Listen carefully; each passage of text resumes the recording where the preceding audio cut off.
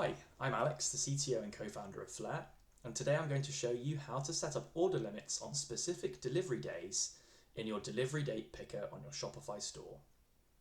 First of all, install the Flair app from the Shopify App Store. Once installed, run through the initial setup steps that you see when you open our app. Once set up, to change order limits on specific days, navigate to our shipping settings page in the app.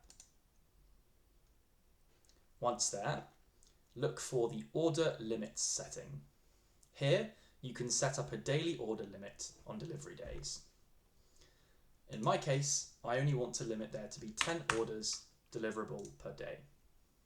So I'm going to enter 10, and then I'm going to hit save in the top bar.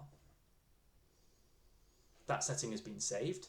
Now, when you hit over 10 orders for a specific delivery day in your calendar, that day will then be blocked out so customers can't order for that day. Thanks a lot. Bye.